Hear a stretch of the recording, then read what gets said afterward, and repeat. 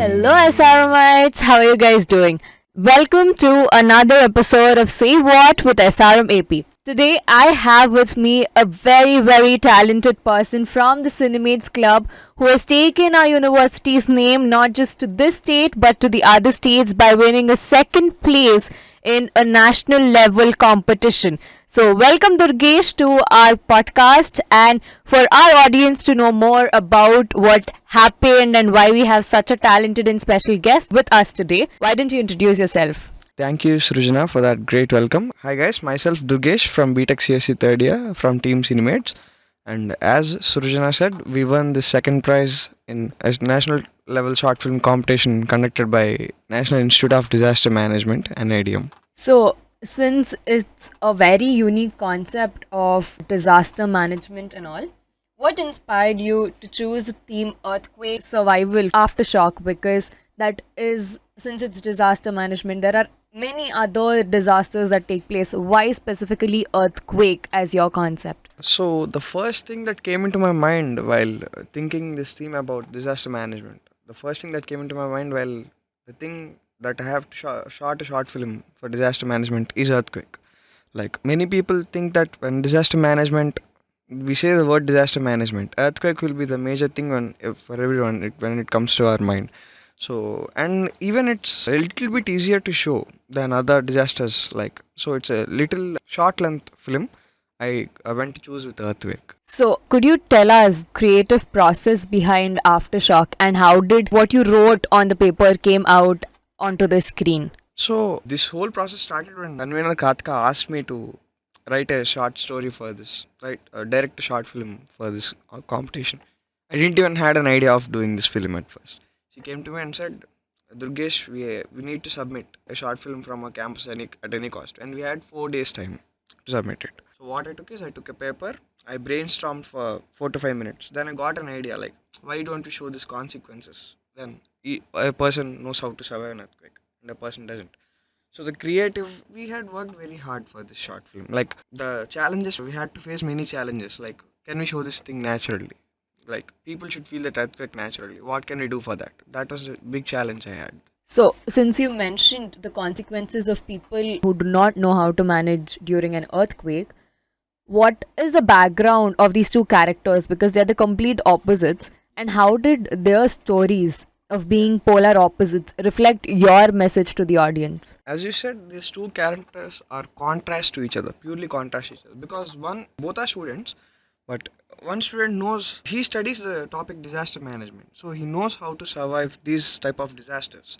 He knows what to do when an earthquake occurs. He knows what to do when a fire or emergency situations occur. And other person doesn't know anything.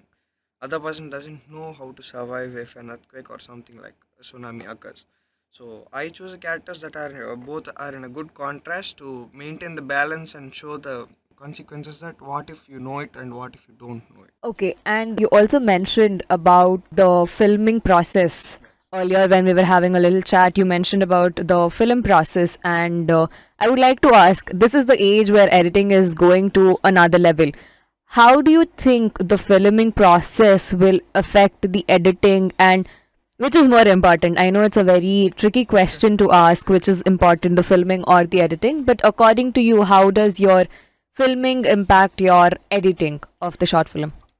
I think both the processes are equally as important for a film to be looking great and to be like while filming the decisions you make while filming the film will affect it while editing.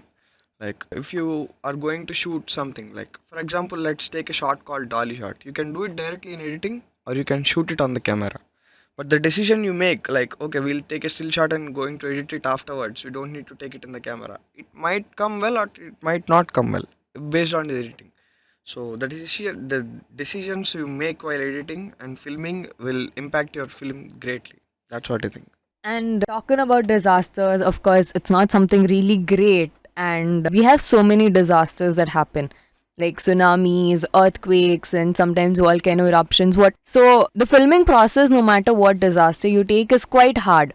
How did you manage taking a disaster like earthquake, and how did you want to show it to the audience? And since you said it should be as natural as it should get, how was it to film a disaster like earthquake? Uh, we shot this film for 3 hours, I guess, on the camera. So the planning before the shooting was the hardest part to do. Like we were sitting and planning. Like we have to pull and push the table to show the earthquake naturally. There is a shot where I was going under the table to survive this earthquake, and there in that shot we pushed and pulled that table to look that naturally.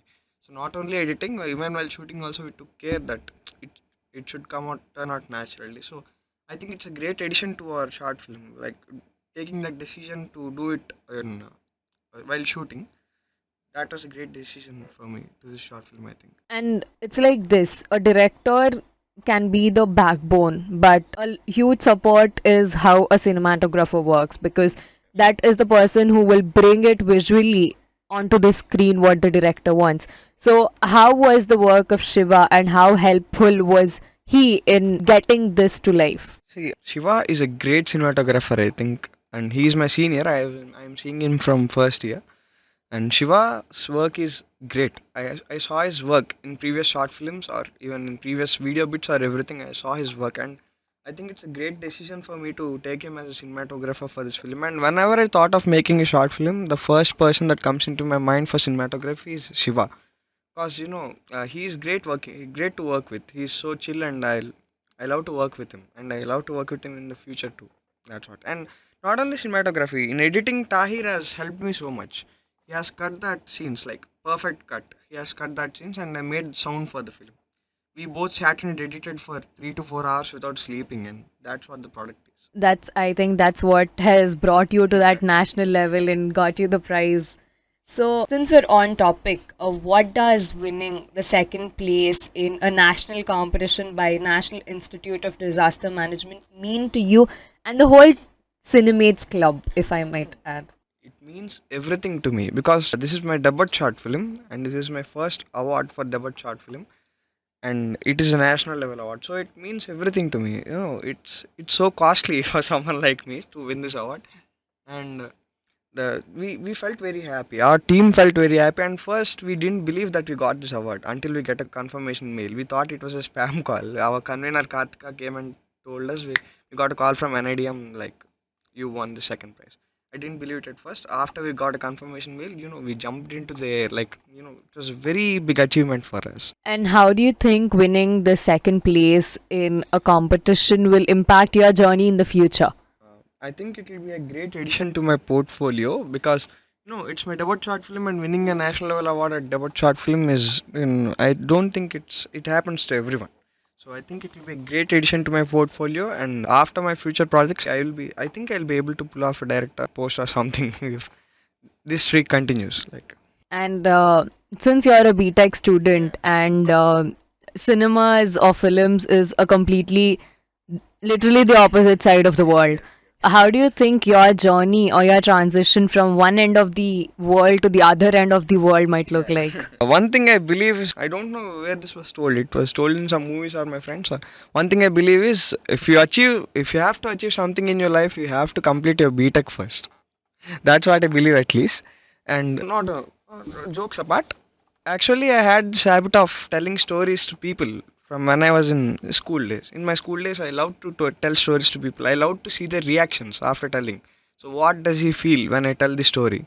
I love to see that wow reaction when I tell a story to someone, and that's what I wanted to capture it on screen. So I don't know how to capture it. Like, I know how to tell a story, but I don't know how to correctly format it and correctly make it as a film. I learned it in this college. In my B.Tech, I learned it here only. So I don't think B.Tech will limit you to only for studies. You can go anywhere with B.Tech, I think. To everyone listening, go explore your passions. That is what Durgesh is saying. So, since you said you had this storytelling ability since you're very child, how do you think your storytelling, along with the cinematography and the editing, has made Aftershock like the final product of Aftershock? So, as I said before, I brainstormed for a 4 to 5 minutes on the paper, and then I came to my room and I decided to write the screenplay for this brainstorming thing. So I sat for 40 minutes and I wrote something on the paper, and it turned out well than what I expected, because I was writing and I was getting new ideas, what to do, what shot to take, and everything. And I think See, when I telling a story, that intensity is very important. And for a team like an earthquake or disaster management, I thought that the film should be very intense. As intense as, people should believe that they are in an earthquake. They are living in an earthquake. We are showing that. A theme and intensity is very important when you are writing or telling a story to someone. And since you said you wanted to see that wow reaction on people's faces, who was the first person who saw this short film? The first person was like after editing, me and Tai sat and edited, and we were very satisfied with. Actually, unsatisfied. We made two versions of this film, and one was a little lengthy version, and we showed that version to Shiva first. Shiva didn't see the film first. We both sat and we did it, and we took it to Shiva and Kartika. We gave the film to first, and there we saw that wow reaction from them. And then our Cinemates Club core members used to be there from last year. We showed to them. They gave a good wow reaction, and I loved it personally. And one of my mentor, like he's an alumni now, Trinath Arudala, and he gave a very good reaction. He messaged me personally like, Durgesh, this is going to get good. And I loved that reaction. And since we're on topic about the Cinemates, what does this recognition not just to you, because since you are from Cinemates, of course the recognition goes to them because they have helped you a lot as well from what you're saying. So what does this mean to the whole Cinemates club? No, this means a lot to our club. Like, I think this is a big achievement. Like, we have seen many achievements in our club. There are many talented people. There are many achievements in our club. But I think this is a, special achievement for our club. So we got that memento when we thought of to put it in the wall of fame or something like Cinemates did it. So we were very proud of it. We were very happy when we got that award, and I think we'll get more in future. Might be. I really appreciate the confidence you have and the passion you have towards taking films and telling stories. So, as a B.Tech student, of course, being an Indian, especially a South Indian, I'm sure your parents might have had different reactions, but how did they feel when they saw Aftershock and heard that you won a second prize at a national level? This is a special story. Like, I called my father and I told that Daddy got this second prize in this national level competition for a short film I made. My father was strict as any other South Indian household parents. He was strict. So what I thought was he'll scold me like, why don't you study? Go and study. Why this all short film and things for you? We need our career, etc. Surprisingly, he congratulated me. Come on, man! You won a national level short film competition. It's great, and send me that short film immediately. I have to show it to my colleagues. I felt very happy tears. I got happy tears from my eyes, and I forwarded that short film to my father immediately, and he called me back again. It was great. How did you manage to do this? I love to take these short films, and I do it in my free time. So that was a cover up, right? It really is like a pinch me moment whenever South Indian parents appreciate us. But jokes apart, I'm really happy that your parents are Thank you. happy that you won a second place at a national level film competition. And final question I would like to ask is, since it's a very debut for you to make short films or something, what is that one big lesson that you think you'll take away from this small brick that you started with to build a huge mansion? What is that one lesson or one thing that you've learned? It might be a single lesson, but it's the most important lesson for me. Do not hesitate to work hard. That's the only biggest lesson I have learned. Like, the output depends on how hard you work before. Like, if you work hard now, the output will be better. That's the takeaway I took from this short film. Do not hesitate to work hard, even if it takes time. We have scripts that length from 20 to 30 minutes. We have to shoot it rigorously. We have to work very hard for that. And we may not have much time, but I am prepared to work hard for that, because when I see the output, the work has to be shown on that screen. Like, yeah, we did a hard work, we did that work, and it's showing on our screen. So I won't hesitate to hard work from now on. That's the biggest takeaway I took from this short film. And hard work never fails to take us to the Yes, top of the yes. world. Completely agree. And this is a biggest takeaway for all the audience that are listening to this podcast as well. Work hard, chase your dreams, and who knows, you might become the next top Rajmouli or something else. So With that, thank you so much, Durgesh, for coming in and Thank you so joining with much. our podcast.